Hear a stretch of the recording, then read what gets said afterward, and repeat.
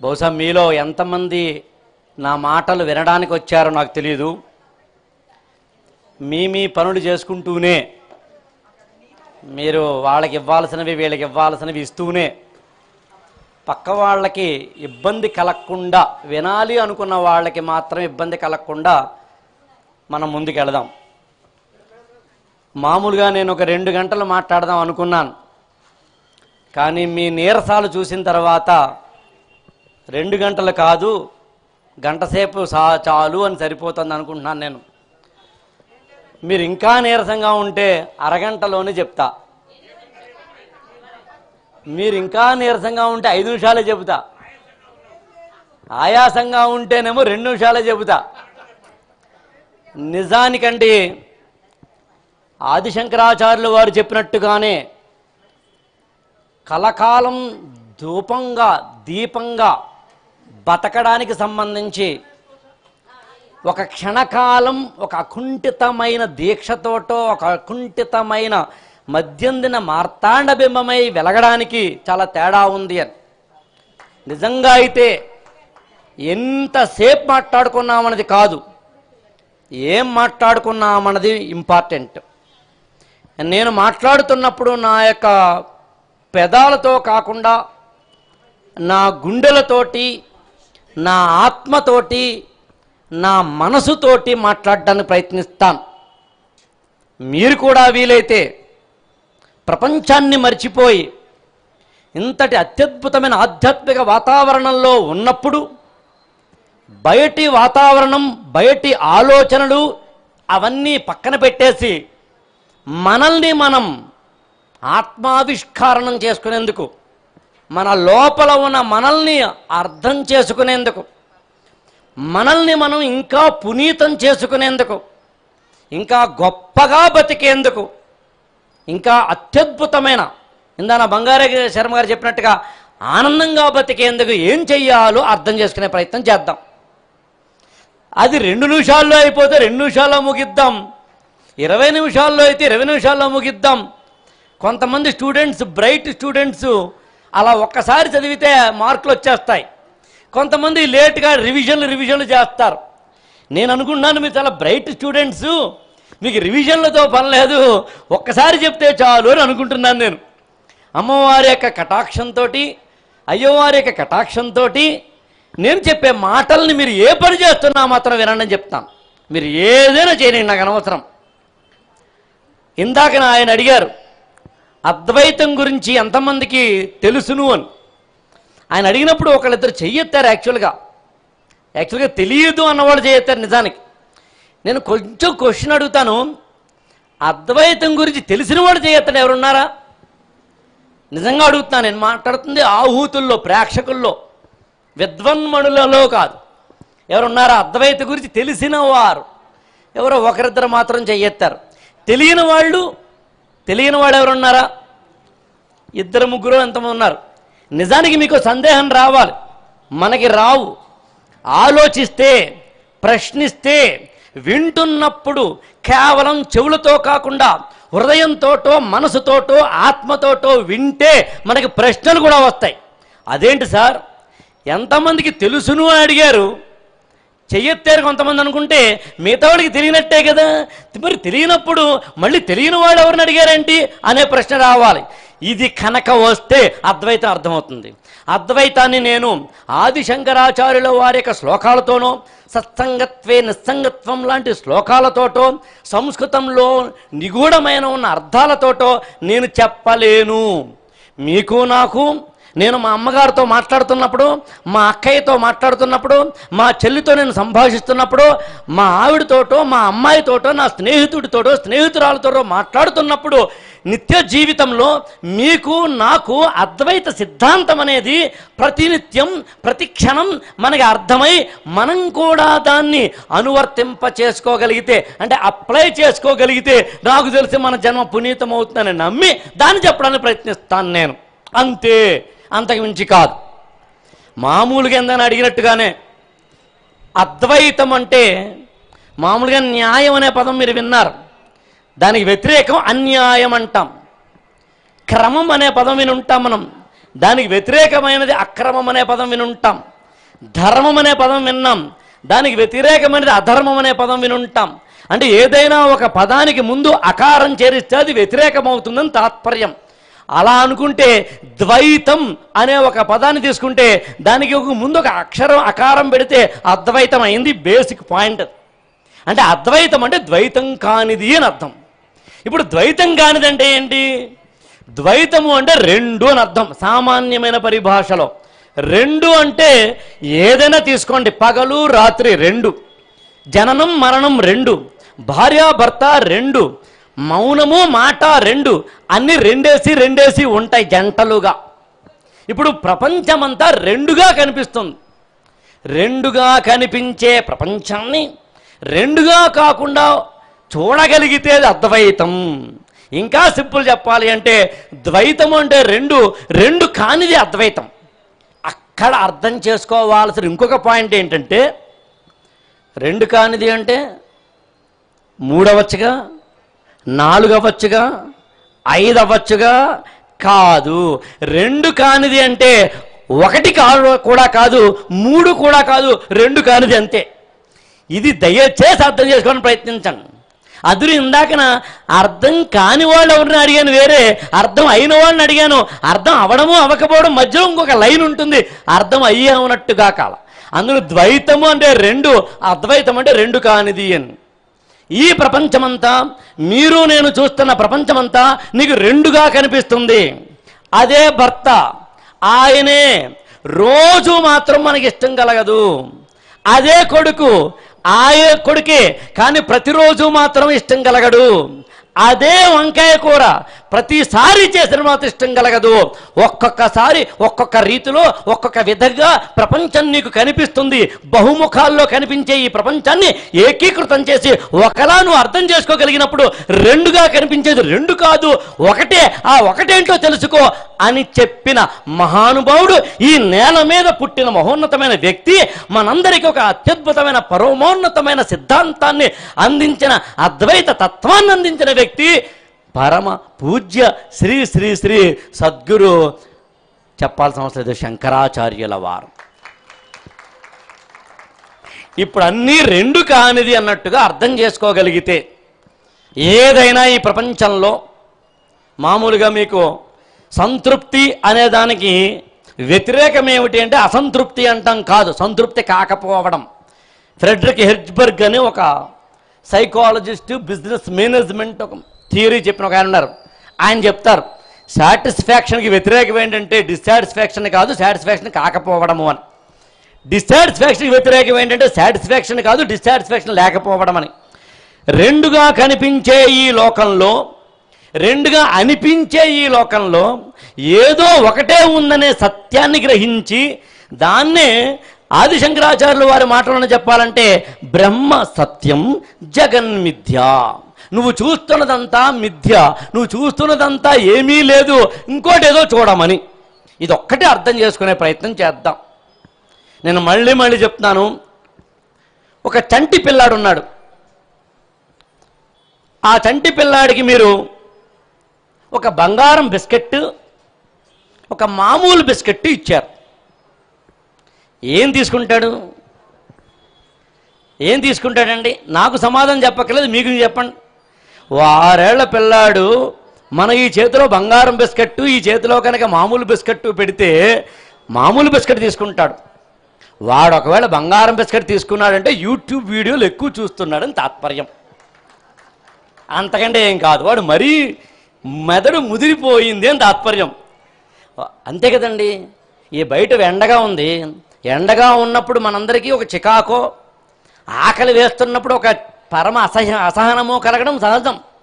అలాగే ఒక 6 ఏళ్ల 5 ఏళ్ల పిల్లవాడి కనుక ఒక బంగారం బిస్కెట్, ఒక మామూలు బిస్కెట్ ఇస్తే వాడు ఏం తీసుకుంటాడు అంటే మామూలు బిస్కెట్ తీసుకుంటాడు. అర్థం చేసుకోండి అక్కల్లారా, అమ్మల్లారా. 6 ఏళ్ల పిల్లవాడికి బంగారం బిస్కెట్ తీసుకోకపోతుంటే మనం ఏమంటామంటే, ఒరే ఆ బంగారం బిస్కెట్ కనుక తీసుకుంటే ఇలాంటి బిస్కెట్లు ఫ్యాక్టరీయే కొనేయచ్చురా, జీవితాంతం సరిపడా బిస్కెట్లు కొనుక్కోవచ్చురా, ఈ బంగారం విలువైనది ఆ బిస్కెట్ కన్నా అని అంటాం. 5 ఏళ్ల వయసులో మనం కూడా చాక్లెట్ కోసమో బిస్కెట్ కోసమో ఏడ్చాం. 16 ఏళ్ళలో 20 ఏళ్ళలో 25 ఏళ్ళలో 30 ఏళ్ళలో 60 ఏళ్ళలో వచ్చిన తర్వాత ఇది బంగారం అని, ఇది బిస్కెట్ అని తెలిసింది. దేని విలువ ఏమిటో తెలిసింది. చేతులెత్తి మొక్కుతున్నాను, మనందరము కూడా జీవితంలో ఉదయం నుంచి రాత్రి వరకు బంగారం లాంటి బిస్కెట్లను వదిలేసి బుజ్జి బుజ్జి బిస్కెట్ల కోసం ఏడుస్తున్నాం. పక్క వాళ్ళు పొగడలేదని. ఇందాక ఆయన చెప్పినట్టుగా అక్కడి నుంచే స్టార్ట్ చేస్తాను. మనం కట్టుకున్న చీర పక్కవాళ్ళు పొగిడారా లేదా, మనం వేసుకున్న నగలు పక్కవాళ్ళు పొగిడారా లేదా, లేదా పక్కవాళ్ళు ఎలా ఉన్నారు. అసలు మన ఇంట్లో కరెంటు పోతే ఫస్ట్ చేసే పని ఏంటండి? పక్కింట్లో చూస్తాం. మన పిల్లవాడికి 10th క్లాసులో మార్కుల గురించి మాట్లాడుతున్నప్పుడు ఫస్ట్ చేసే పని ఏంటి? ఎదుటింటి లలితమ్మ గారి కొడుకు సంగతి ఏంటని చూస్తాం. జీవితంలో ఇతరుల యొక్క జీవితాలలో ఏం జరుగుతోంది అనే దాన్ని పక్కన పెట్టి మన జీవితాల్లో ఏం జరుగుతోంది, మనం బిస్కెట్ల కోసం ఏడుస్తున్నామా, బంగారు బిస్కెట్ల కోసం ఏడుస్తున్నామా, ముక్తి మోక్షం కోసం ఏడుస్తున్నామా, ఇంకేదైనా దానికోసం ప్రయత్నిస్తున్నామా అని అర్థం చేసుకోగలిగితే మన జీవితాలు బాగుంటాయి. దానంతటికీ కలిపి నిత్య జీవితంలో ఉపయోగపడే 5 సూత్రాలు చెబుతాను. నేను సూత్రాలు చెబుతాననేది పెద్ద మాట, నేను అనుభవించే సూత్రాలు చెబుతాను, నేను పాటిస్తున్న సూత్రాలు చెబుతాను, నేను అనుకుంటున్న సూత్రాలు చెబుతాను. నాకు ఇప్పుడు 50 ఏళ్ళండి. 1974లో పుట్టా. గత 50 ఏళ్లలో 30 ఏళ్లలో 40 ఏళ్లలో నేను నేర్చుకున్న 5 సూత్రాల్లో సూత్రం నెంబర్ 1, దేనికి బాధపడకపోవడం. ఒట్టే చెప్తున్నానండి, చాలా నమ్మకంతో చెప్తున్నాను, దేనికి బాధపడకపోవడం. ఎవరైనా ఏదైనా ఇస్తానంటే తీసుకుందాం, ఇవ్వనంటే ఓకే అందాం. ఎవరైనా విమర్శిస్తే బాగుందండి అందాం. ఎవరైనా తిడితే చాలా బాగుందండి అందాం. ఎవరైనా పొగిడితే అవునా అండి అందాం. అంటే సుఖ దుఃఖాదిక ద్వంద్వాతీతం అన్నట్టుగా ఏదైనా సరే పాజిటివ్గానే తీసుకోవడం, దేన్నైనా సరే రెండుగా చూడకపోవడం, దేన్నైనా సరే సమత్వంగా చూడగలగడం, దేన్నైనా సరే అద్వైతంతో చూడగలగడం, దేన్నైనా సరే అద్వంద్వంగా చూడగలగడం. ఇది పాజిటివ్, ఇది నెగిటివ్ అని కాకుండా రెండిటికి అతీతమైనది చూడగలగడం. మైకిస్తే మాట్లాడదాం, ఇవ్వకపోతే మౌనంగా ఉండగలుగుదాం. ఇక్కడికి వస్తే ఈ పాత్ర నిర్వహిద్దాం, అక్కడ కూర్చోమంటే ఆ పాత్ర నిర్వహించమందాం. ఎక్కడ ఉన్నా బంగారం విలువ ఎక్కడ ఉన్నా ఒకటే. ఇంట్లో బీరువాలో ఉన్నా, బ్యాంకు లాకర్లో ఉన్నా, ఏ కారణం చేతనైనా చెత్త కుప్పలో ఉన్న బంగారం బంగారమే. నువ్వు కనుక బంగారం అయితే, అహం బ్రహ్మాస్మి అయితే, నీలోనే బ్రహ్మ పదార్థం ఉందని నీకు నమ్మకం కలిగితే, నేనే ఆ అపర బ్రహ్మ స్వరూపాన్ని నమ్మితే, పరంపరంగా తరం తరం నిరంతరం వస్తున్న ఆ భాస్వరానికి స్వరాన్ని నేను అని నమ్మితే, నా చేత నేను మాట్లాడటం లేదు, ఆ దేవి మాట్లాడుతుంది, ఆ భగవంతుడు మాట్లాడిస్తున్నాడు.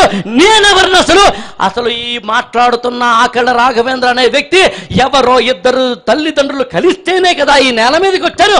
ఒక కణం బహుకణమై, బహోన్నత కణమై, బహుముఖ కణమై, అలా అంగం అంగం అయ్యి ఇలా వచ్చాను కదా.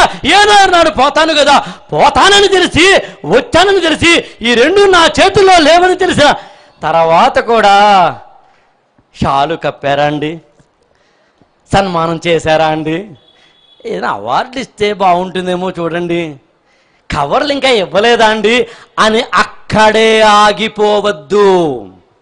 నేను మాట్లాడుతున్న మాట ఆ మూల కూర్చున్న ఎవరో ఒక 70 ఏళ్ల వృద్ధనారీకి 70 ఏళ్ల వృద్ధనారికి ఆమెలో ఇంతవరకు ఏదో నీరసం, ఏదో బెంగ, ఏదో బాధ, భర్త లేడనో పిల్లలు చూడటం లేదనో ఏదో ఏదో ఏదో అనుకుంటున్నప్పుడు నన్ను ఎవరూ చూడకపోయినా ఆ పరమాత్మ చూస్తాడు, ఆ పరమాత్మ నాలోకి వస్తాడు, నన్ను చూస్తాడు అనే ఒక నమ్మకం కనుక కలిగితే నమ్మకాన్ని మించింది లేదు. ఆదిశంకరాచార్యుల వారి జీవితంలోంచి కొన్ని వందల ఉదాహరణలు చెప్పగలను. ఇక్కడ నేను ఉదాహరణల్ని మీరు మిగతా ఉపన్యాసాల్లో ఎలాగూ వింటారు, అందుని ఉదాహరణలు చెప్పకుండా అప్లికేషన్ మాత్రమే చెబుతున్నాను. అయినా ఒక ఉదాహరణ చెబుతాను. అదేంటండి, అసలు సన్యాసి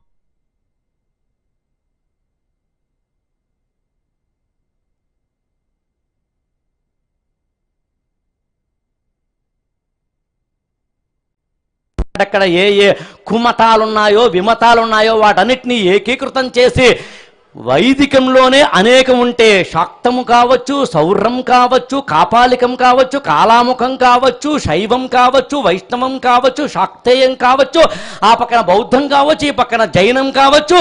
ఆయన తేదీనే కనుక చరిత్రలు చెబుతున్నట్టుగా ఇప్పటికే మనం నమ్మితే క్రీస్తు శకం 8వ శతాబ్దపు ప్రాంతంలో కేరళ ప్రాంతంలో జన్మించిన వ్యక్తిగానే కనుక మనం నమ్మితే అప్పటికి భారతదేశంలో అనేకమైన బయట నుంచి వచ్చిన మతాలు కూడా ఉంటే ఆ సేతు హిమాచలము దాదాపు 5000 సంవత్సరాల చరిత్ర కలిగిన భారతదేశంలో ఏ దేశంలోనూ లేనట్టుగా ఈ దేశంలో మాత్రమే ఎన్ని వృక్ష జాతులున్నాయో చెప్పండి, అంటే ఎన్ని చెట్ల జాతులున్నాయో చెప్పండి, అవి ఈ దేశంలోనే ఉన్నాయి. ఎన్ని జంతు జాలాలు ఉన్నాయో చెప్పండి. మీరు పిల్లి గురించి మాట్లాడతారా, పునుగు గురించి మాట్లాడతారా, పులి గురించి మాట్లాడతారా, చిరుత గురించి మాట్లాడతారా, ఏనుగుల గురించి మాట్లాడతారా, ఈ దేశంలోనే ఉన్నాయి. ఆ మాటకొస్తే మీరు అమెరికా వెళ్ళినా, ఆస్ట్రేలియా వెళ్ళినా, ఆఫ్రికా వెళ్ళినా ఏవో కొన్ని మాత్రమే నదులుంటాయి. ఈ దేశంలో అటు గంగా, యమున, సరస్వతి, నర్మదా, తపతి, గుండ్లకమ్మ, పెన్న, కావేరి, మనం మాట్లాడుకునే కృష్ణమ్మ, గోదావరమ్మ వరకు అనేక వందల నదులున్నాయి, వేల ఏర్లున్నాయి. ఇలాంటి అత్యద్భుతమైన భారతదేశం యొక్క మట్టిని, ఈ మట్టిని ప్రేమించిన దేశభక్తుడిగా, సంఘ సంస్కర్తగా నాకైతే కనిపిస్తారు ఆదిశంకరాచార్యుల వారు. మనిషిని మనిషిగా చూడడం నేర్పిన మహనీయుడు ఆయన. నేను చెప్పక్కర్లేదు, కావాలంటే ఇతర స్పీచ్ల్లో వాళ్ళు చెప్తారు, మనీషా పంచకం లాంటివి చదివితే మీకు అర్థమవుతుంది. ఎదురుగా వస్తున్న ఒక వ్యక్తి పంచముడైనప్పుడు తప్పుకో అన్నప్పుడు నన్ను తప్పుకోమంటున్నావా, నాలోని ఆత్మని తప్పుకోమంటున్నావా, మనిషిని చూస్తున్నావా, ఆత్మను చూస్తున్నావా అని అడిగినప్పుడు అందులోంచి వచ్చిన సమాధానాన్ని మనం అర్థం చేసుకుంటే సాటి మనిషిని మనం మనిషిగా గుర్తించడం మొదలు పెడతాం. ఇక్కడ దాకా వచ్చాం కదా, ఊహించండి ఒక్కసారి, మన ఇంట్లో పని మనిషి ఉందనుకుందాం, ఆమె కొంచెం బాధలో ఉందనుకుందాం. నిన్న నాలాంటి వాడు ఎవరో మీ ఇంటికి వచ్చి ఒక మామిడి పళ్ళు ఒక 10 ఇచ్చారనుకుందాం. ఒక పండు తీసుకెళ్ళి పని మనిషికి ఇవ్వండి. పని మనిషిలో కూడా దేవత, దేవుడు ఉన్నాడని చూద్దాం. ఆటో దిగుతాం కదా, ఓబరో, ఓలానో, ర్యాపిడోనో, దిగిన తర్వాత వాళ్ళు ఓటీపీ అడుగుతారు కదా, 2244 అని చెప్పినప్పుడు వీలైతే గట్టిగా చెప్పకండి, వీలైతే మనసు నొచ్చుకునేలా చెప్పకండి, వీలైతే కొంచెం సౌమ్యంగా చెప్పండి. ఈ ఎండలో మండిపోతున్న అతనికి ఒక్క క్షణం పాటు కనుక మనం పలకరింపులోంచి ఒక వెన్నెల చిలకరింపు కనుక వస్తే, ఒక అక్కయ్యనో ఒక అమ్మనో నీలో చూసుకోగలిగితే మన జన్మ చరితార్థమైనట్టే. నేను నేర్చుకున్నది ఆ అద్వైత సిద్ధాంతకర్త అయిన ఆదిశంకరాచార్యుల వారి కథ నుంచి మనిషిని మనిషిగా చూడగలగడం, మనిషిలో కూడా దేవుడు ఉన్నాడని చూడగలగడం. అహం బ్రహ్మాస్మి, నాలో బ్రహ్మ అన్నప్పుడు మరి నీలోనూ బ్రహ్మేగా, మరి ఆమెలోనూ బ్రహ్మేగా, మరి ఆయనలోనూ బ్రహ్మేగా, మరి వాడిలోనూ బ్రహ్మేగా, మరి వీడిలోనూ బ్రహ్మేగా అంటే అందరూ బ్రహ్మస్వరూపులే, పరబ్రహ్మస్వరూపులే. అందరిలో గుడి ఉంది, ఆ గుడిలో దీపం ఉంది, అడుగడుగున దీపం ఉంది, ఆ దీపమే దైవం.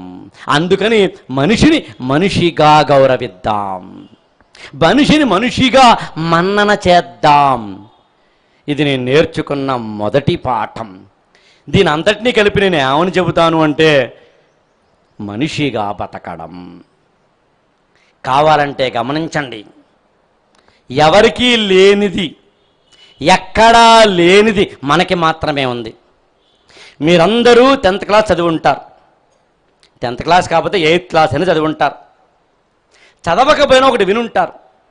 అత్యంత ప్రాచీన కాలంలో మానవుడు అనేవాడు ఉండేవాడు, కోతి నుంచి పుట్టాడు, వినుంటారు బహుశా మీరు. ఇవాళ భారతదేశ జనాభా 140 కోట్లు. 1000 ఏళ్ల కిందట కూడా 140 కోట్లే ఉంటాయా? కాదే. ఇవాళ 2024లో 140 కోట్లు అయితే సరిగ్గా 100 ఏళ్ల కింద భారతదేశ జనాభా మీరు చెప్తే ఆశ్చర్యపోతారు, 40 కోట్లే. 100 ఏళ్లలో మనం 100 కోట్లు తయారు చేసుకున్నాం, అది వేరే కథ. కానీ 40 కోట్లే. ఇంకా చెప్పాలంటే 33 కోట్లే. గుర్రం జాషువా అనే ఒక తెలుగు కవి 1940లో కవిత రాస్తూ 33 కోట్ల దేవతలు అనే పదం వాడతారు.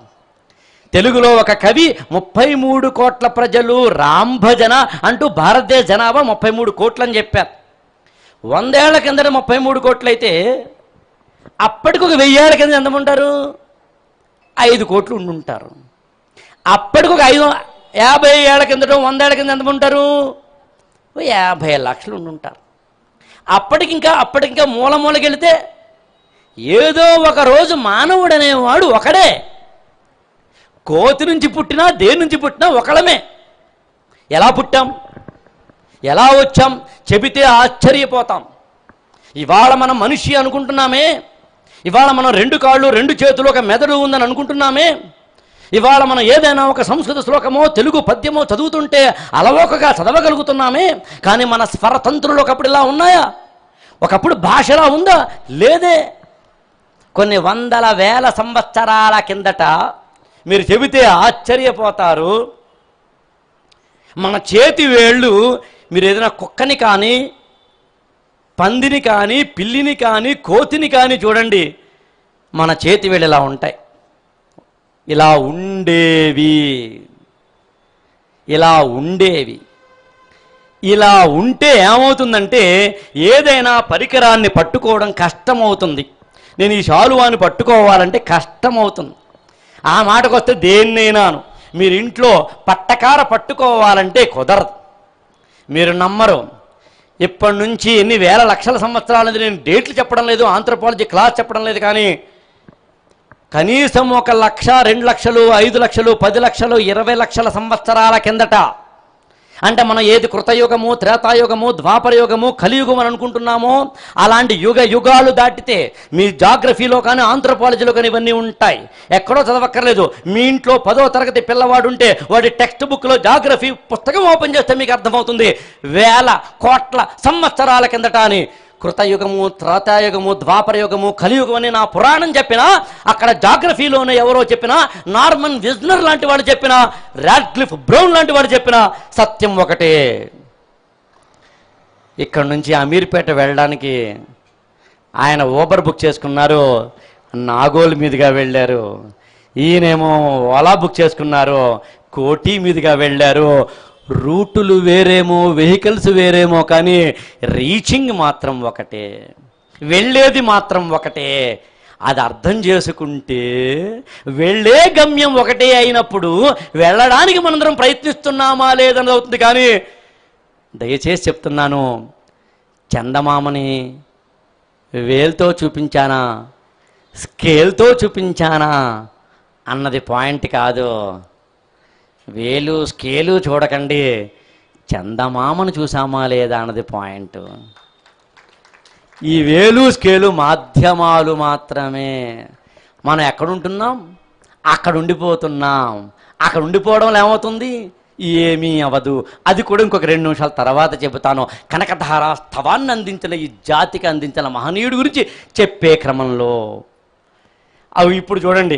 అత్యంత ప్రాచీన కాలంలో ఆదిమ మానవుడిగా మనం చెప్పేవాడు కొండ గుహల్లో ఉండేవాడు, ఒళ్ళంతా జుట్టుతో ఉండేవాడు, అప్పటింకా బట్టలు వేసుకొనేవాడు, ఆకులు అలములు మాత్రమే తింటున్నవాడు, కొండ గుహల్లో బతుకుతున్నవాడైన ఆదిమ మానవుడు ఈ వేలు ఇలా బయటికి రావడంతో పనిముట్లు తయారు చేసి అక్కడి నుంచి మనిషిగా ఎదిగాడు. అంతేకాదు, జంతువులన్నీ ఇలా 4 కాళ్ళ మీద నడుస్తాయి. అంటే వెన్నుపాము భూమికి ప్యారలల్గా సమాంతరంగా ఉంటుంది. కానీ మీరు గమనించారో లేదో, 4 కాళ్ళ మీద ఉండేవాడు కాస్త 2 కాళ్ళ మీదకి రావడం మొదలుపెట్టాడు. 2 కాళ్ళ మీదతో రావడం వల్ల 2 పనులు జరిగాయి. అందులో ఒకటి, దీంతో నడుస్తున్నాడు కాబట్టి ఈ 2 చేతులు ఖాళీ అయ్యాయి. ఖాళీ అయినప్పుడు దీన్నేమో వేలు బయటికి తెచ్చాడు. వేలు బయటికి తెచ్చినప్పుడు పనిముట్టును తయారు చేయడం మొదలుపెట్టాడు. పనిముట్టును తయారు చేయడం మొదలుపెట్టిన దాంతో జంతువుని కొట్టాడు, దాంతో కొండ గుహని కొట్టాడు, దాంతో ప్రతిదాన్ని కొట్టాడు.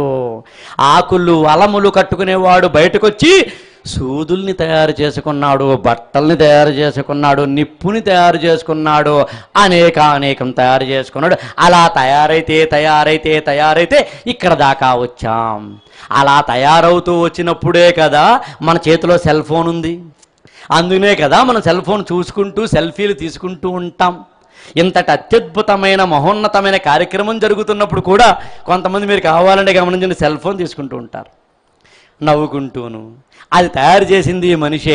కొన్ని వందల వేల సంవత్సరాల కిందట ఆదిమ మానవుడని మనం ఎవరైతే చెబుతున్నామో, ఎప్పుడైతే నేలకు ఇలా పేర్లగా కాకుండా ఇలా వచ్చాడో, అంటే వెన్నుపాము ఇలా కాకుండా ఇలా వచ్చింది. భూమి ఆకర్షణ శక్తికి వెన్నుపాము వ్యతిరేక దిశలో పనిచేయడం వల్ల వెన్నుపాము గట్టిపడి, ఆ తర్వాత ఈ మెడ గట్టిపడి, ఆ మెడ మీద ఉన్న బ్రెయిన్ గట్టిపడి, బ్రెయిన్ ఎప్పుడైతే గట్టిపడిందో అది ఇలా ఎదిగి, అది ఎప్పుడైతే పరిమాణం చెందిందో అప్పుడు మెదడు అత్యద్భుతమైన ఆలోచనల సంపదై అప్పుడు మాట్లాడడం మొదలుపెట్టాడు, అప్పుడు చెయ్యడం మొదలుపెట్టాడు, అప్పుడు రాయడం మొదలుపెట్టాడు. అలా రాస్తూ చేస్తూ ఉన్న దశలో వేదాలను అందించారు, బ్రహ్మసూత్రాలు అందించారు. దాంతోపాటు వేదాంగాలు కావచ్చు, ఉపనిషత్తులు కావచ్చు, పురాణాలు కావచ్చు, ఇతిహాసాలు కావచ్చు, అనేకం అందించడం జరిగింది. వాటన్నిటినీ చదివితే మనిషి ఎలా బతకాలో చెబుతాయి తప్ప మరొకటేం కాదు. మనం రేపటి నుంచైనా ఈ క్షణం నుంచైనా వాటన్నిటిని అర్థం చేసుకునే క్రమంలో చేయాల్సిందల్లా ఒకటే. ఇన్ని లక్షల కోట్ల జన్మలు ఎత్తిన తర్వాత, ఏదో సోకరాది జన్మలు ఎత్తిన తర్వాత, ఏదేదో జన్మల్లోంచి వచ్చిన తర్వాత మానవ జన్మ ఉత్తమమైనది అంటే అర్థం ఏమిటంటే, మనిషిగా బతకడం గురించి మాట్లాడేది, మనిషి తనం ఉందా లేదని అర్థం చేసుకోమని చెప్పేది, మనిషి ఏ విధంగా ఉండాలి అని చెప్పేది. నేను నేర్చుకున్న సూత్రం రెండవది ఏమిటి అంటే, సాధ్యమైనంతవరకు ఇలా బతికే ప్రయత్నం చేయడం. ఇంకా మూడవది, ఎవరికి ఇష్టం ఉండదు డబ్బు కానీ, కీర్తి ప్రతిష్టలు కానీ, మరొకటి కానీ, అందరికీ ఇష్టమైనవే. ఎవరు ఇష్టం కాదంటే ఒప్పుకోవద్దు కూడా. నిజానికి బహుశా నాకు తెలిసి భారతీయ వేదాంతాల్లో ఎక్కడా కూడా మనిషిని కృషించిపోవమని చెప్పలేదు. ధర్మ, అర్థ, కామ, మోక్ష అన్నారే తప్ప అవి చేయకుండా, వాటిని ఉపయోగించుకోకుండా వెళ్ళొద్దనలేదు. ప్రతిదాన్ని ధర్మంతో ముడిపెట్టమన్నారు, ప్రతిదాన్ని పరంగా చూడమన్నారు తప్ప ధర్మ, అర్థ, కామ, మోక్ష మామూలుగా కూడా మనకి బ్రహ్మచర్యము, గృహస్థము, వానప్రస్థము, సన్యాసంలాగా ఒక్కొక్క దశలో ఒక్కొక్కటి నేర్చుకుంటూ వెళతాం. కాబట్టి ఈ ప్రాసెస్లో డబ్బు సంపాదించి ఎవరు అనలేదు, కాస్త కొస్త పేరు సంపాదించదని ఎవరు అనలేదు. కానీ దానికి ఒక లిమిట్, దాన్ని అర్థం చేసుకునే విధానం బహుశా నాకు తెలిసి మీ అందరికీ తెలుసును కూడా. ఆదిశంకరాచార్యుల వారే కనకధారా స్తోత్రం అందించారు. బహుశా మీరందరూ తెలుసుకుని ఉంటారు, తెలుసును కూడా. కనకధారా స్తోత్రం దేనికి ఇవ్వాలి? సర్వసంగ పరిత్యాగి అయిన సన్యాస జీవితంలో ఉన్న ఒక మహనీయుడు కనకధారా స్తోత్రం ఇవ్వడం ఏంటి అంటే, ఆర్థికంగా కూడా బలోపేతం అవ్వమని. ఆర్థికంగా బలోపేతం అవ్వడము అంటే అర్థం అక్కడే కిటుకుంది. లక్ష్మీదేవి వేరు, డబ్బు వేరు. డబ్బును సంపాదించడం వేరు, ధర్మంతో ముడిపెట్టి సంపాదించడం వేరు. సంపాదించినది నాది కాదు, అమ్మవారో అయ్యవారో ఇచ్చారని అనుకోవడం వేరు. అందుకనే అన్నం పరబ్రహ్మస్వరూపం అన్నా మనం. అన్నం పరబ్రహ్మస్వరూపం అంటే ఏంటి? ఏదైనా ఒక పని చేస్తున్నప్పుడు బహుశా ఆదిశంకరాచార్యుల వారు అందించిన ఉపనిషత్తుల భాష్యాలు చదివినా, లేదా ఒరిజినల్ ఉపనిషత్తులు చదివినా, తైత్రీయోపనిషత్తు అని మీరు వినుంటారు బహుశా. ఆనందో బ్రహ్మేతి వ్యజనాత్ అని ఒక వాక్యం ఉంటుంది. అంటే ఆనందో బ్రహ్మ, ఆనందమే బ్రహ్మస్థానము అని. మామూలుగా మనం ఇప్పుడు ఏ స్థాయిలో ఉన్నాం? మనం జాగ్రత్త అవస్థలో ఉన్నాం. జాగ్రత్త అవస్థ అంటే మనకు తెలుసును, దాన్ని ఇంగ్లీష్లో కాన్షియస్ మైండ్ అంటారు. జాగ్రత్త అవస్థ అంటే నేను ఏదో ఒక పార్క్ లాంటి ఏరియాలో ఉన్నాను, టైం ఏమో 12:30 అవుతోంది.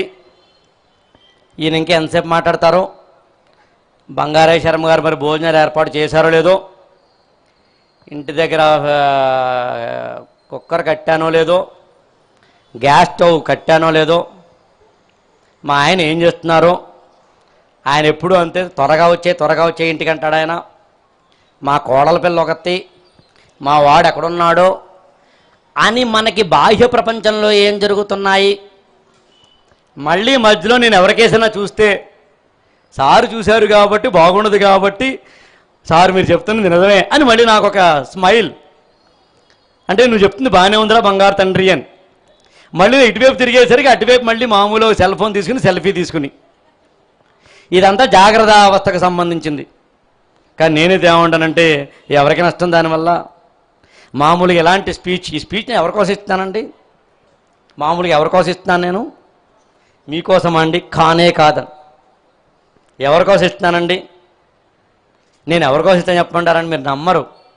నేను స్పీచ్ ఇస్తున్నది బంగారే శర్మ గారి కోసం కాదు. నేను స్పీచ్ ఇస్తున్నది మీ ఎవ్వరి కోసము కాదు, నా కోసమండి. నన్ను పునీతం చేసుకునేందుకు, నన్ను నా ఆత్మని అభిషేకించుకునేందుకు. ఇంతవరకు ఎప్పుడు ఇలాంటిది ఏదైనా ఒక ఉపన్యాసం ఇవ్వకపోతే, ఎలాగూ కాలేజీ కుర్రాళ్ళు అమ్మాయిలు ఉన్నప్పుడైతే కనుక 2 సినిమా డైలాగులు వేసి కూర్చోబెట్టచ్చు. వాళ్ళకి ఏమి చదవద్దురా అంటే చాలు మా మాట వింటారు, అక్కడ 2 నిమిషాలు పని మాకు. కానీ మిమ్మల్ని కూర్చోబెట్టమంటే మామూలు విషయం కాదు. ఇప్పుడు నాకు ఇది ఛాలెంజ్.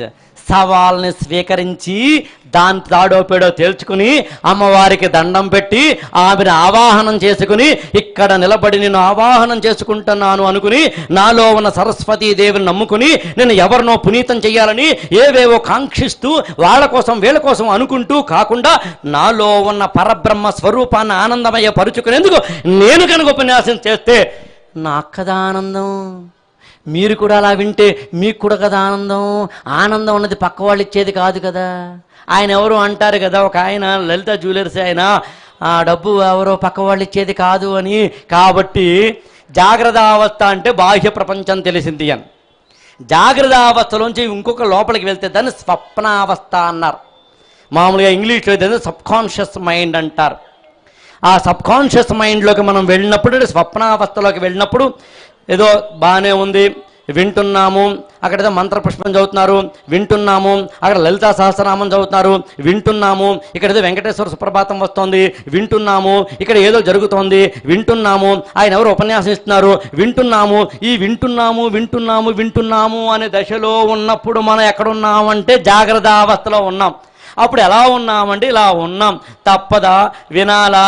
మొగుడు, పెళ్ళాము, పిల్లలు, ఆస్తులు, అంతస్తులు, బ్యాంక్ అకౌంట్లు, పదవులు, అధికారాలు, అవార్డులు, అక్కడో మైండ్ తిరుగుతున్న దశలో ఆ దానిలోంచి బయటకు వచ్చి ప్రపంచాన్ని మర్చిపోతూ క్రమంగా ఆ చెబుతున్న మాటను, ఆ చెబుతున్న పద్యాన్నో, ఆ చెబుతున్న శ్లోకాన్నో, ఆ ఉచ్చరిస్తున్న మంత్రపుష్పాన్నో, అక్కడ జరుగుతున్న ఏదైనా ఒక అత్యద్భుతమైన మనీషా పంచకమో, కనకధారా స్తవమో, లలితా సహస్రనామమో, పురుష సూక్తమో, స్త్రీ సూక్తమో, మరొకటో అమ్మవారిదో అయ్యవారిదో వింటే క్రమంగా నా బాహ్య ప్రపంచానంతటినీ కట్ చేసి నేను నాలోకి తొంగు చూసుకుంటూ నేను ఆ మంత్రపుష్పం, నేను ఆ మంత్రం, నేను ఆ శక్తి, నేను ఆ అయ్యవారు, నేను ఆ విగ్రహం, దానికి మాత్రమే నేను పరిమితమవుతూ ఉంటే క్రమంగా నేను స్వప్నావస్థలోకి వెళ్ళినట్లు లెక్క. ఈ స్వప్నావస్థలోంచి ఇంకా ఇంకా ఇంకా ఇంకా లోపలికి వెళితే అది సుషుప్తావస్థలోకి వెళ్ళినట్లు లెక్క. ఒక్కసారి జాగ్రత్త అవస్థలోంచి స్వప్నావస్థలోంచి సుషుప్తావస్థలోకి వెళితే అప్పుడు మనకి ఏం జరుగుతుంది అంటే నాద బిందు కళాత్మక తురీయ దశ వచ్చి అక్కడి దాకా వెళ్ళేసరికి మనకి ఏమవుతుంది అంటే పరబ్రహ్మ స్థానం వస్తుంది. దాన్నే ఆనందమన్నారు. దాన్నే ఆనందో బ్రహ్మేతి వ్యజనాత్ అన్నారు తైత్రీయోపనిషత్తులో. దాన్ని కనుక మనం అర్థం చేసుకున్నప్పుడు మనకి అన్నీ రెండుగా కాకుండా ఒకలాగే కనిపిస్తాయి. అందరూ కూడా ఒకలాగే కనిపిస్తారు. నేను నువ్వు అన్న తేడా లేదు, వాళ్ళు వీళ్ళు అన్న తేడా లేదు, ధనిక పేద అన్న తేడా లేదు, అసలు ఏదీ లేదు.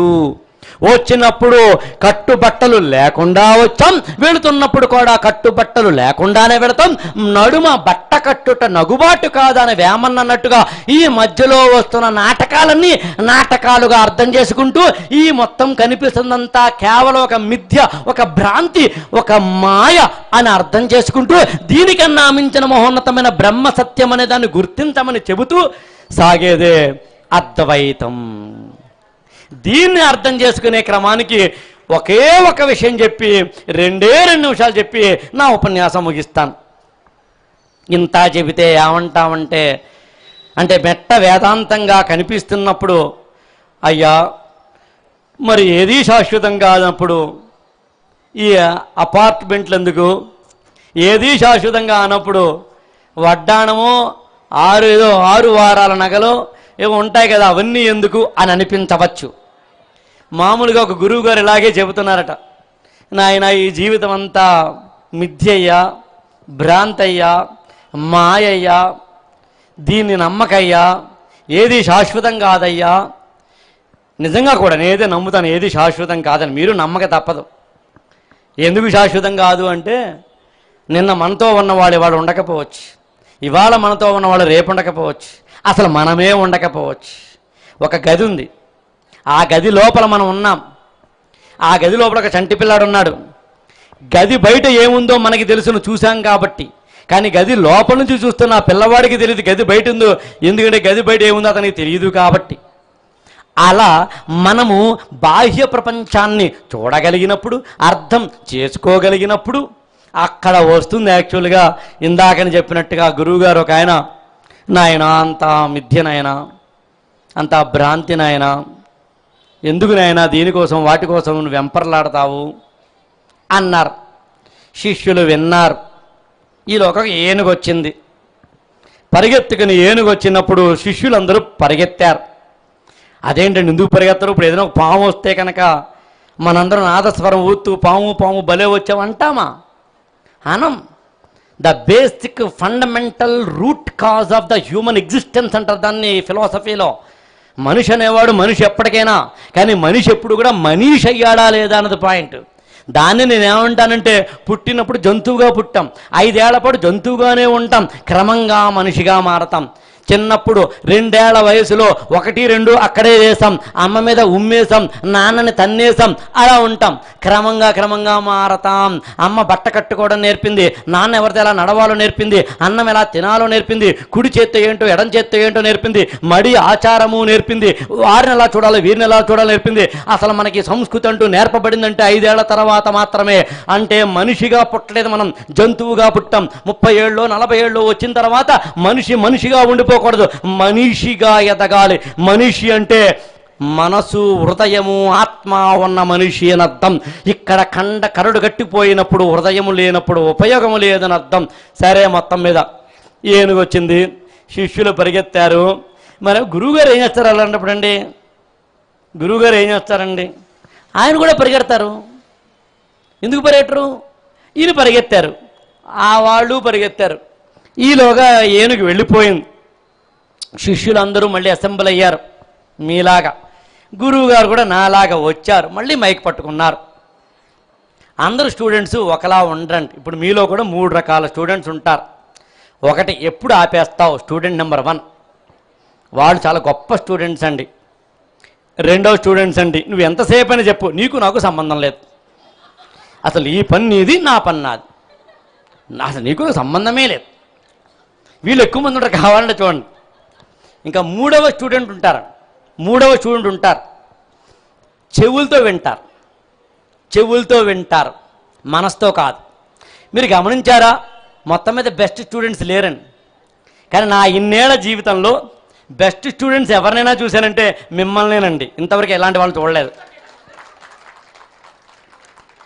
మిమ్మల్ని పొగిడినా కూడా చప్పట్లు కొట్టుకోవట్లేదు కదండి. అంతలా ఉండిపోయాం మనం. ఏమండి, ఉదయం నుంచి రాత్రి వరకు ఎవరైనా మనల్ని పొగిడారా? మీరెవరైనా వంట బాగా చేయకపోతే అది మీ తప్పు కాదండి, భర్త తప్పండి. ఎందుకనండి, పెళ్ళైన కొత్తలో బాగా చేశారు, గుత్తి వంకాయని బాగా కట్ చేసి అందులో కారం పెట్టి అందులో లోపల పెట్టి చాలా అందంగా చేసి ఆయన టేబుల్ పెట్టారు. ఆయన అది తింటున్నప్పుడు మైమరిచిపోయి ఆ వంకాయ కూరలోనే పరబ్రహ్మను చూస్తాడు అనుకుని మీరు ఆ పొగుడుతాడు అనుకుని ఎక్స్పెక్ట్ చేశారు. ఆయన తిన్నాడు, ఇలా తింటాడు, సెల్ ఫోన్ మాట్లాడుతూ చెప్పరా అంటాడు. మీరేమో అక్కడ కట్టెన ఉంటుంది, ఆ కట్టెని తల ఇలా వెనకాల ఇలాగా తొంగి చూస్తారు. ఎప్పుడు నేను మాట్లాడేది పెళ్ళైన 3వ రోజు, పెళ్ళైన కొత్తలో ఆ యవ్వనపు దశలో అలా చిన్న సన్నని ఆ కట్టెను వెనకాల నుంచి ఒంటింటి కట్టెను వెనకాల ఇలా చూస్తారు. ఆయన పొగుడుతాడే మన పొగడ్డు. ఆ రోజు మీకు అర్థమైంది బాగా చేస్తే ఈయన పొగడ్డు అని. ఆయన ట్రై చేశారు సెకండ్ టైం. మార్చిలో పోయిన వాడు సెప్టెంబర్లో ట్రై చేసినట్టుగా మళ్ళీ ట్రై చేశారు. నెక్స్ట్ డే ఈసారి బ్యాచ్ని పెంచారు. అంటే అత్తగారిని కూడా యాడ్ చేశారు, ఆడపడుచుని కూడా యాడ్ చేశారు. ఈ మొగుడు ఆడపడుచు భర్త అత్తగారు అందరూ కలిపి పొగుడుతారేమోనని వాళ్ళు లొట్టలు వేసుకుని తింటారు తప్ప, వాళ్ళలో వాళ్ళు మాట్లాడుకుంటారు తప్ప, తల్లి అంటే కొడుకు, కొడుకు అంటే తల్లి మురిసిపోతారు తప్ప మన వంకాయ కూరను మాత్రం పొగిడిన పాపాన పోలేదు. ఆ వంకాయ కూరని పొగడకపోవడం వల్ల 4 రోజులు 5 రోజులు 10 రోజుల తర్వాత మీకు ఏమర్థమైందంటే ఎలా వండినా ఈయనలో చలనం లేదు కాబట్టి పెద్దగా వండాల్సిన అవసరం లేదు. అందుకని యూట్యూబ్లో ఎవరో వంకాయ కూర చేయడం ఎలాగని చేసిన వీడియో చూసి పెనం మీద అటు ఇటు చేసేసి దాన్ని అవసరమైతే మీరే ఒక వీడియోగా చేసేసి ఫ్రిడ్జ్ టూరు, వంటిల్లు టూరు, ఇల్లు టూరు, గుడ్డు టూర్ అని టూర్లు పెట్టేసి వాళ్ళ టూర్లు మీరు చూసేసి మీ టూర్లు వాళ్ళు చూసేసి ఈ ప్రాసెస్లో అమ్మతోటో, అక్కతోటో, ఆడపడితోటో, అన్నయ్యతోటో, తమ్ముడితోటో, బామ్మడితోటో ఎవరితో మాట్లాడుతూ చెప్పరా ఏం చేస్తున్నావు అక్క? వంట వండుతున్నాను రా. ఏం వండుతున్నా? వంకాయ కూర వండుతున్నాను. Okay okay okay. ఇంకేం చేస్తున్నావు అంటే వాళ్ళు టమోటా పచ్చడి అన్నాడు బావా, కానీ టమోటా పచ్చడి ఏం చేస్తాంలే అన్న. మీరు మాట్లాడేదేమో సెల్ ఫోన్లో ఉప్పేస్తున్నారు, శనగ పప్పు వేస్తున్నారు, కంది పప్పు వేస్తున్నారు, ఏం వేస్తున్నారో కూడా తెలీదు. యథాలాపంగా ఓకగా మీరు అక్కడ లీనం కాకుండా చేసేసి అక్కడ పెట్టేస్తున్నారు. మళ్ళీ చెప్తున్నాను, ఈ ప్రపంచంలో ఏ పనైనా చేయండి, అలా మాత్రం చెయ్యొద్దు. లీనమవ్వండి. మీ శరీరం లీనమవ్వాలి, మనసు లీనమవ్వాలి, గుండె లీనమవ్వాలి, హృదయం లీనమవ్వాలి, మెదడు లీనమవ్వాలి, చిత్తము లీనమవ్వాలి, బుద్ధి లీనమవ్వాలి, జ్ఞానం లీనమవ్వాలి, ఆత్మ లీనమవ్వాలి. ఇవన్నీ లీనం కానప్పుడు తేనె సీసాలో చెంచాలాగా తేనె పక్కనే ఉంటుంది. ఆ చెంచా మాత్రం తేనెని తాగలేదు.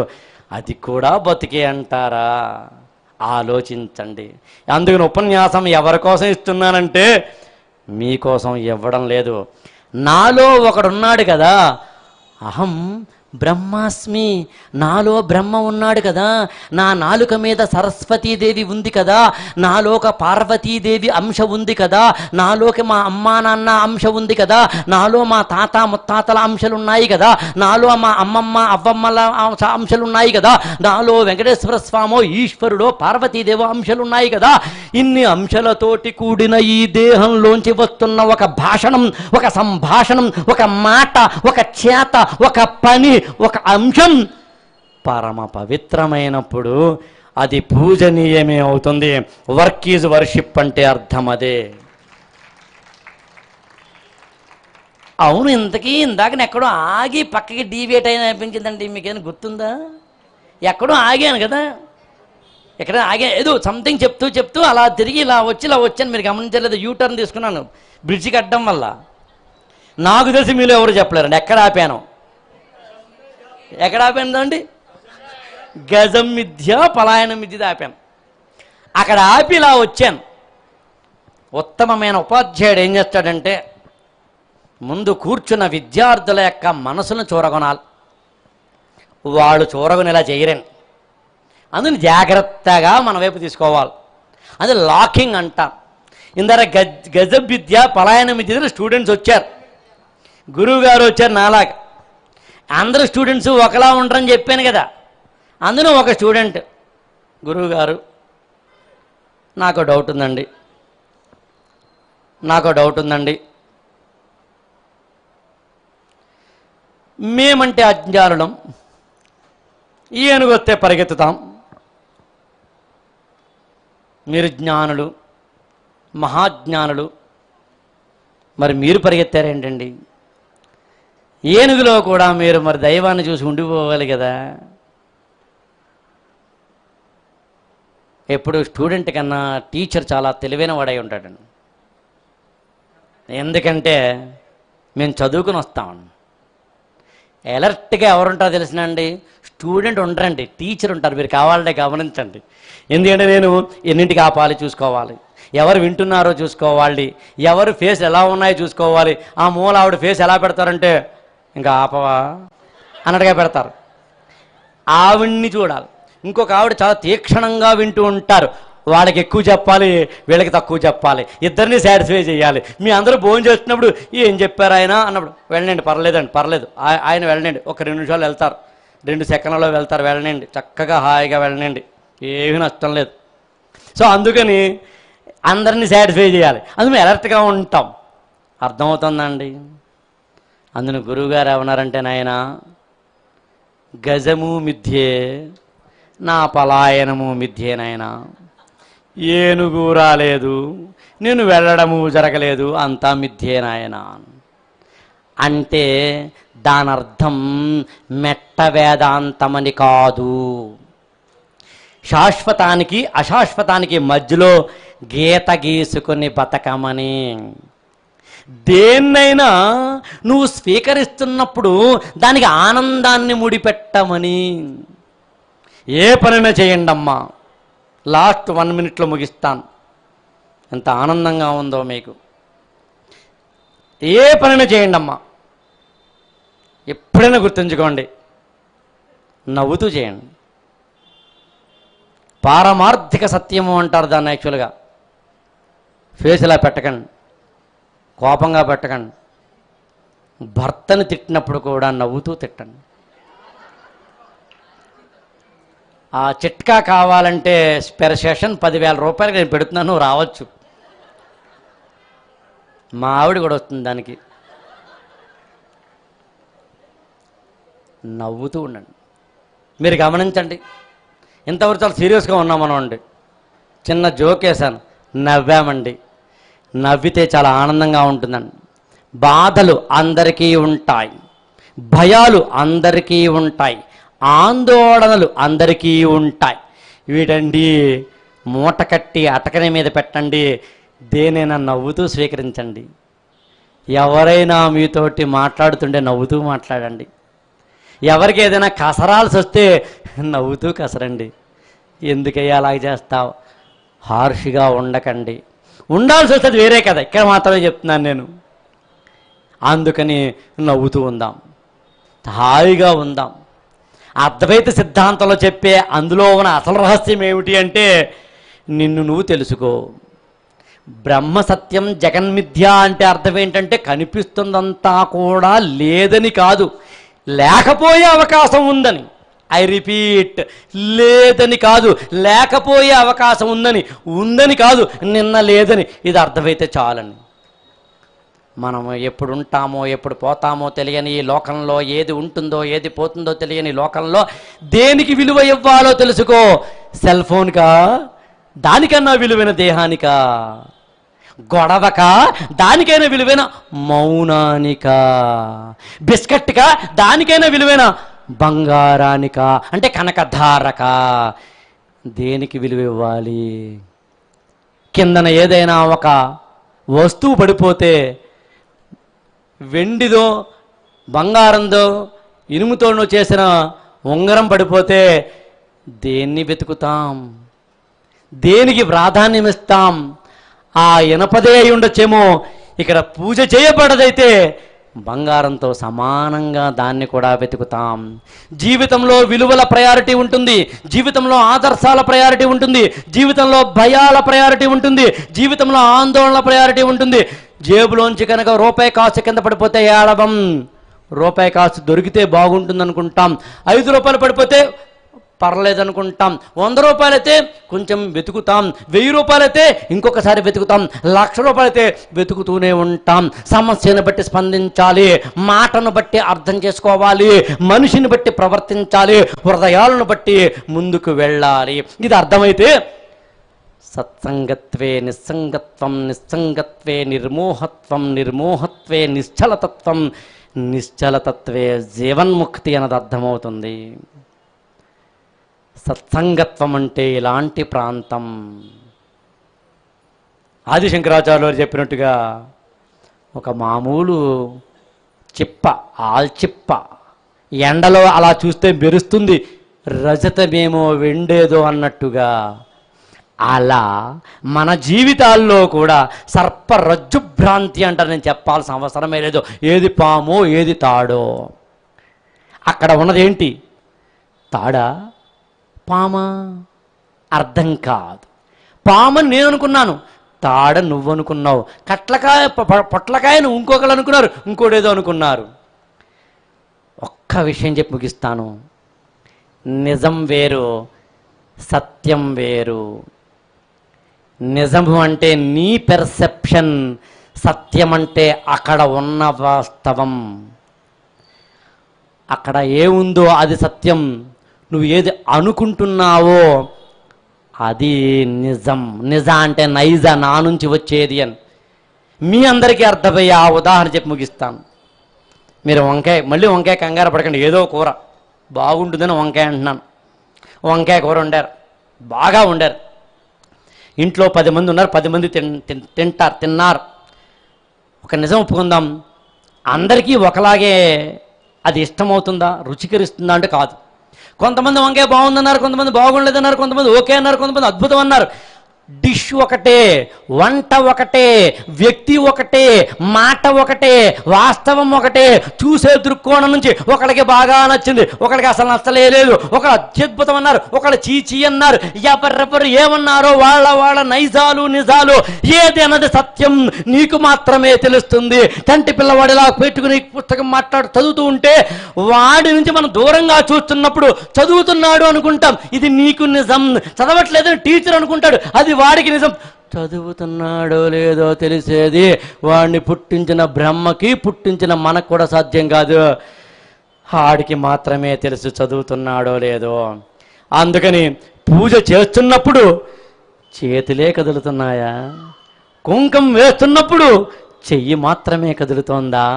ఆవిడేదో చెబుతుంటే కిరణ్మయ్య గారు మనం కూడా అంటుంటే శ్రీమాత్రే నమః అంటే శ్రీమాత్రే నమః, శ్రీమాత్రే నమః అని అంటున్నప్పుడు నీ పెదాలు మాత్రమే కదులుతున్నాయా అని ఎవరు చెప్పగలరు? ఎవ్వరూ చెప్పలేరు. లోపల ఉన్న అంతరాత్మ మనస్సాక్షి మాత్రమే చెప్పగలరు. ఎక్కడైనా దోషిగా ఉండండి, కానీ అక్కడ మాత్రం ఉండద్దని చెప్పడమే అహం బ్రహ్మాస్మిలో ఉన్న అసలైన సూత్రం. అక్కడ లేడు దేవుడు, ఉండుండొచ్చు, ఇక్కడున్నాడు. సత్సంగత్వం ఏంటి ఇలాంటిది. సత్సంగత్వంలోకి వెళ్తే మంచి మాటలు వింటావు. మంచి మాటలు వింటే కాస్తో కూస్తో నీకు ఏది మంచో, ఏది చెడ్డో, ఏది రైటో, ఏది రాంగో, ఏది శాశ్వతమో, ఏది అశాశ్వతమో, ఏది ముక్తిదాయకమో, ఏది కాదో అన్నీ తెలుస్తూ ఉంటాయి. సత్సంగత్వే నిస్సంగత్వం. దీని మీద అంతగా నీకు ఇష్టత లేకపోవడం. నిస్సంగత్వం వల్ల నిర్మోహత్వం. నిర్మోహత్వం అంటే ప్రేమ లేకపోవడం, వ్యామోహం లేకపోవడం. అది లేకపోతే వచ్చే అడ్వాంటేజ్ ఏంటంటే దేనికి బాధపడం, దేనికి ఆనందపడం. వచ్చింది స్వీకరిస్తూ ఉంటాం, స్వీకరించింది మళ్ళీ తిరిగి ఇస్తూ ఉంటాం. సత్సంగత్వే నిస్సంగత్వం, నిస్సంగత్వే నిర్మోహత్వం, నిర్మోహత్వే నిశ్చలతత్వం. అప్పుడు దేనికి, ఎండకి వానకి అన్నట్టుగా దేనికి కూడా కదిలిపోకుండా, మరణాలు సంభవిస్తున్నా కదిలిపోకుండా, నష్టాలు వస్తున్నా కదిలిపోకుండా, కష్టాలు వస్తున్నా కదిలిపోకుండా, అవమానాలు వస్తున్నా కదిలిపోకుండా, భారాలు, దూరాలు, కాయాలు, కష్టాలు ఎన్నొచ్చినా కలిసి కదిలిపోకుండా, విడిపోకుండా, కదిలిపోకుండా, ఆందోళన చెందకుండా నిలబడి ఉంటావు. నిటారుగా నిలబడి ఉంటావు, వెన్నెముకతో నిలబడి ఉంటావు. దాన్ని నిశ్చలతత్వం అన్నారు. ఏదో కుంభకత ప్రదీపకళిక శ్రీదోపం అని దూర్దడి చెప్పినట్టుగా ఒక కుండ లోపల మనం పెట్టబడిన ఏదైతే దీపము గాలికి అటు ఇటు రెపరెపలాడకుండా నిశ్చలంగా ఉంటుందో అలా నిశ్చలంగా నీ మనసుంటే దాన్ని చిత్తము అన్నారు.